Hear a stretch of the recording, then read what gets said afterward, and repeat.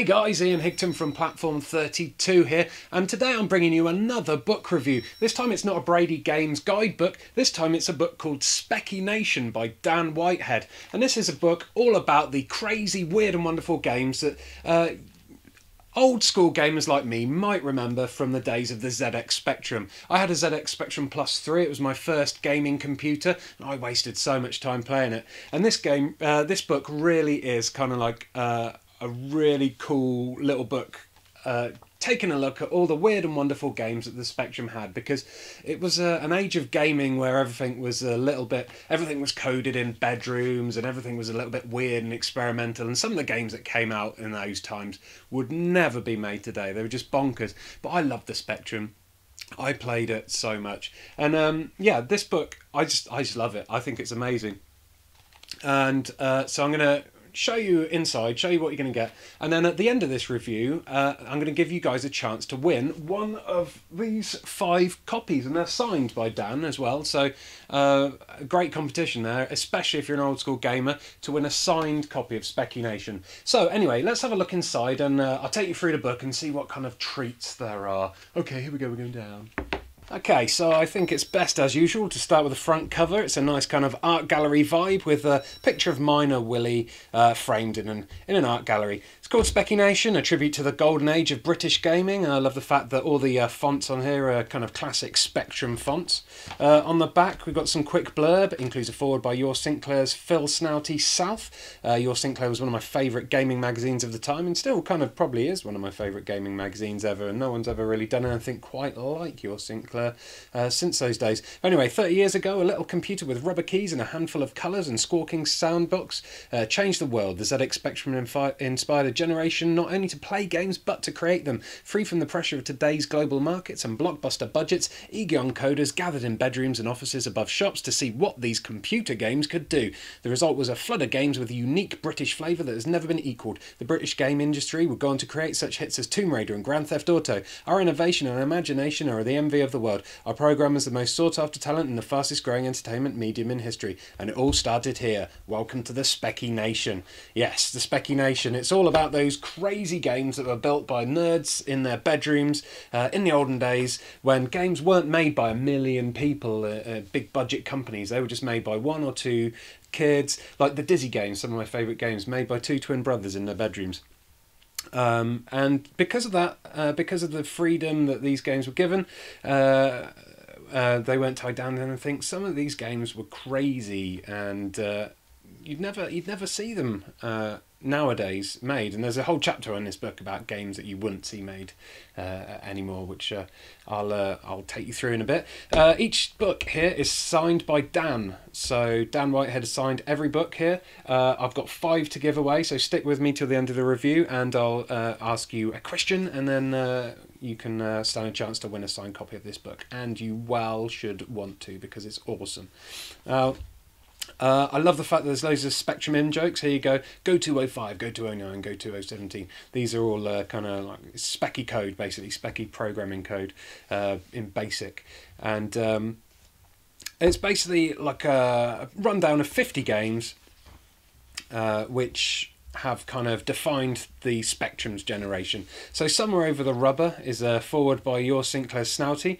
I'll read a quick paragraph. The era of the Sinclair Spectrum was to me and my generation a golden one. Well, actually now I come to think of it, it was a rainbow era. How many hours did we spend staring at the painted spectral colour splash on the curved tin carapace of our tiny but powerful Sinclair Spectrum computers? It was an age where entertainment was of amazing complexity and imagination could be yours, but the cost was high, sitting in dimly lit bedrooms for sometimes literally hours waiting for the surge of delight when the games actually successfully loaded.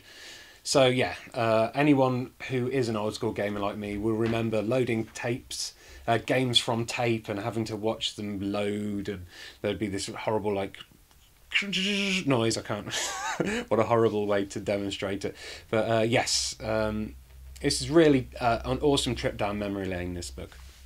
So Phil South used to write for Your Sinclair magazine, and one of his readers was Dan Whitehead, who wrote this book. And Dan's using old school your Sinclair magazine slang to say it's crap in a funky Skillo sort of way to explain his love for the ZX Spectrum. I love the ZX Spectrum. I love it with the sort of wistful passion that can only take root in the heart of a hopelessly nostalgic nerd. It was my first computer love, my first game machine, my first gateway to a hobby that's somehow been in my living for over 20 years. I owe all to that flat black biscuit throbbing with 48k of raw power. 48k of raw power is incredible. I get emails that are bigger than 48k now, which is incredible. And yeah, the Speccy was, let's be honest, a bit crap. It was a bit crap, but at the same time, it was amazing. You can tell that Dan, like, obviously is a massive, he's so passionate about the Spectrum, and you can tell that through his writing here. Anyone who was into Spectrum gaming at all, I don't think this book would fail not to like touch you in a way, you know, not in like in a pervy way, but in a kind of like trip down memory lane, like misty-eyed, kind of like little golden memories kind of way.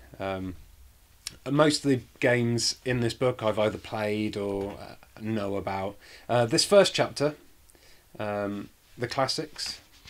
You've got Manic Miner here, which you can actually get on the Xbox 360 indie games now. You can buy that if you wanted to ever play it on an Xbox. Manic Miner is one of the kind of... Well, here we go. This is probably best than me explaining it. It wasn't until consoles took root that the idea of a gaming mascot became more commonplace, but if the Spectrum had one defining hero, it would be Miner Willy. Indeed, he's our entry point into this book because Manic Miner was and still is the quintessential Spectrum game, encapsulating everything that was great about the old rubber beer mat, as well as the barking mad, eccentric spirit of the golden era of gaming, as embodied by the lunatic genius of 17-year-old Matthew Smith, who was the guy who invented it, who programmed and created Manic Miner and its sequel, Jet Set Willy. So we got Jetpack. There was a remake of Jetpack not too long ago, but these are all big games that you'll know if you're any kind of a classic gamer. Attic Attack goes into detail about all these games. Ant-Attack is one of those games that really shouldn't work. The control scheme is counterintuitive, and the gameplay itself is a simply looping variation on that awful old cliche, the escort mission. Yet it's still one of the Spectrum games that requires no rose-tinted glasses to enjoy. It's still creepy as hell and thrillingly designed. Horace Goes Skiing, that's a classic that I used to play in the old school days. Wheelie, a game I haven't played but I've heard is great. Alchemist, again, not played that one. Chaos, this is one of my favourite ever games, Chaos. As you can see from this screenshot, that's pretty much all it was, one black screen and all these kind of like crude drawings of monsters, but it was probably one of my most favourite games, most played games as well. It was like an 8-player, you could have up to 8 people playing it. It was kind of like the most basic role-playing game ever. It was made by, programmed by Julian Gollop, who made XCOM. You newer gamers will know that there's a kind of XCOM reboot coming out in the next week or so, which is all like Julian Gollop came up with the original, and Chaos was one of the first games that he worked on in that fashion. But Chaos was a great game, and you could play it with up to 8 players, and we used to spend so many hours, me and my friends, crowded around his computer playing Chaos and trying to cast golden dragons and stuff. But you can read all about Chaos there. Everyone's a Wally. Death Chase, 3D Death Chase got voted the best game on the Spectrum, I think, in a Your Sinclair Top 100 poll. It's an awesome game. Anyway, Head Over Heels was also one of my favourites. So that's like the classics, the pioneers, Spectrum games that broke the mould. School Days, another one of my favourites. He's written here, big bums on the blackboard. Feud, again, each of these games is framed in a nice kind of classic frame. All or Nothing, Dark Scepter, great box art in them as well. I don't want to spend a massive review reading each kind of game, otherwise this review will go on for ages. The great Spectrum games that stand the test of time. So we've got a whole chapter here of games that you could still play nowadays, that would still keep you going nowadays. Jack the Nipper, I played that recently on an emulator. Zoids, The Battle Begins. I remember Zoids, the toys. I think you can still get them, but not the way they used to be. Oh, so old now. Firefly, Turbo Spree, Daley Thompson's Decathlon, the old... I've got like weird muscles in my arms here from days when I was tapping the X and Z and X key to run faster and stuff. They stole 1 million. Then the Dark Horses, games that were more interesting than you think. So you got Flunky, yeah, I nearly said Spunky, Survival, Agent X. I really liked Agent X2. Friday the 13th, Alien, an Alien game on the Spectrum. Look at that, great graphics there. Even though like the art, like the pixel art is so basic, you can still make out that it's an alien, you know. It's a great little thing. Death Wish 3, How to Be a Complete Bastard. I got this on the front cover of a magazine for free. I think it was Crash magazine, maybe. It might have been yours, Sinclair. But my mum took it off me because it had the word bastard in it.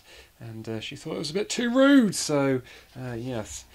Never again. The games that would never be made today. So this is quite funny. There's a game called Trash Man, which is all about being a bin man. Mrs. Mop, a game about being a cleaner in a house, and if you fail, she basically has a breakdown and leaves home, which is a bit weird. Mad Nurses, or Mad Nurse, Death Star Interceptor, starring Charlie Chaplin, Cannibal Island, The Rocky Horror Show, which you may have seen my friend Guru Larry doing a review or a retrospective of that game, and Frankie Goes to Hollywood.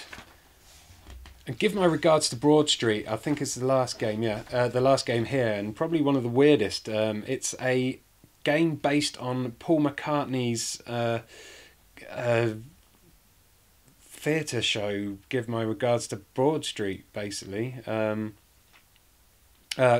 theatre show, sorry, movie. Thinking about Frankie Goes to Hollywood. But yeah, you play as Paul McCartney. Unlike the real Paul McCartney, you don't get to splash around in a swimming pool filled with gold coins. Instead, you must roam around a chunky virtual London, tracking down members of your band and collecting the missing chords from your hit tune, No More Lonely Nights. That done, it's into the studio to lay down the tracks. And basically, the action highlight of this game is waiting outside a tube station and dodging traffic wardens. And you can see the front cover of the box there. It's, you know, Paul McCartney the game. That would never happen nowadays. I think the last time something like that would happen would be, I don't know, maybe Michael Jackson's Moonwalker, where you'd get a proper pop star game. I don't know, maybe. Correct me if I'm wrong. There's probably others. So at the end you got further reading, got some websites. worldofspectrum.org is a great site to go to if you want to play Spectrum games via emulators and stuff. Your Sinclair's a rock and roll ears. You'll be able to check out Your Sinclair magazine, which I talked about earlier. And about the author, further reading, and then what I really like here, right at the end, R-tape loading area, which is what you never wanted to see when you were loading a Spectrum game is R-tape loading error, because that basically means that your game's crashed and you've got to reload it again for another half an hour.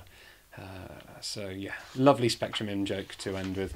And so if you want to buy this book in print, because it's a lovely book to have in print on your bookshelf. It's £3.99, but you can also pay £1 and download it digitally as an ebook for Kindle. But maybe you don't want to pay for a copy. Maybe you want to win a free copy that's been signed by the author. Yeah, of course you do. So what you need to do to be in with a chance to win one of these is answer this simple question. Who invented the ZX Spectrum? Was it A, Sir Clive Sinclair, B, Sir Paul McCartney, or C, Sir Minor Willie? All you need to do is email your answer to p32comp@hotmail.co.uk with the email header Specky by Friday the 26th of October. The lucky winner will be picked and announced on the Platform 32 Facebook page on Saturday the 27th of October.